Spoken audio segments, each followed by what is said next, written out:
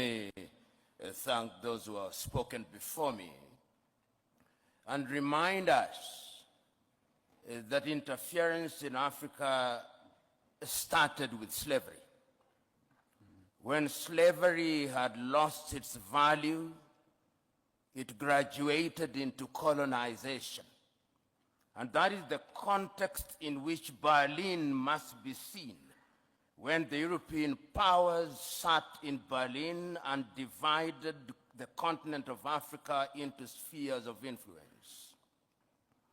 When colonization had lost its luster through a combination of certain realities and agitation from the continent, we regained our independence. But as John Henry Clark, that great African-American, said, we regained independence by mimicking European governance systems.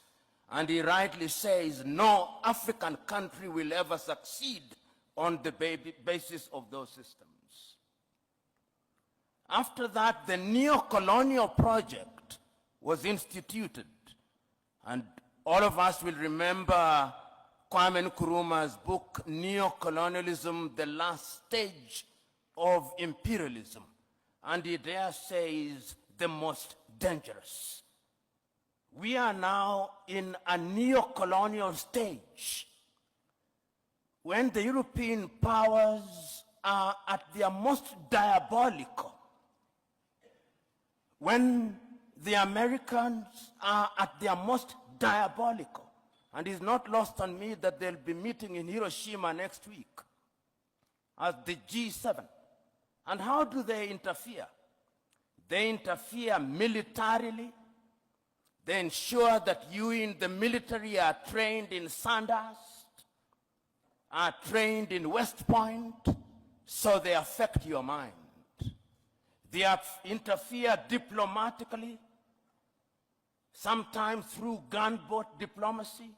And that is why you see sometimes your typical European ambassador treats our heads of states in a condescending manner. They interfere through institutions such as the IMF and the World Bank. They interfere by ensuring that our economic infrastructure is beholden to theirs through dollarization. They interfere through education. They interfere by influencing our processes, by lending us advisors who tell us what to do.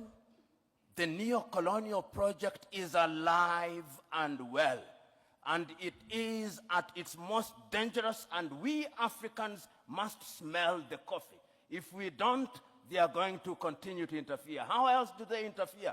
Through NGOs, Danida, CEDA, UK Aid, USAID.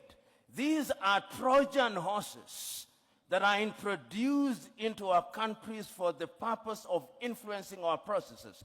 And they infiltrate our institutions. Right now, if you look at the African Development Bank, look at the shareholding. It's Americans, it's Germans, it's Japanese, it's the French. And the Europeans have done their bit. They also interfere through post-colonial institutions, the Commonwealth of independent nations. They are not sovereign states, former French-speaking nations. These are the instruments that they interfere through. And how do we then deal with this situation? We Africans must now begin to recognize, and this was recognized as early as 1963, and the chair of the commission is here. They'll be celebrating 60 years in Addis Ababa, Ethiopia. And 60 years ago, on the 24th day of May, Kwame Nkrumah warned us. He said, if we are not united, they are going to interfere with us militarily. They are going to interfere with our economy. They are going to interfere with our agriculture. They are going to interfere with our health. Our duty, and I hope that when African heads of states and government meet in Addis next week, it will not be another jamboree at which pro forma speeches are read. I hope it will be an occasion to give meaning to Africa Agenda 2063, I hope it will be an occasion to give meaning to Africa Continental Free Trade Area. I hope it will be an occasion to revitalize the Malabo Declaration, the Maputo Declaration, the Yamoussoukro Declaration. In other words, we Africans, as I conclude, we Africans must stop operating in silos. Rwanda alone will not confront them. Burundi alone will not confront them. But if we go through the regional bodies and ultimately the African Union, we may indeed succeed in putting away this bulwark. And remember, it is no longer just Europe. There is a new scramble for Africa. The Chinese are here. The Turks are here. The Qataris are here. All of them are coming back. And the military bases that you see here is telling you that if you don't behave, we are going to use force.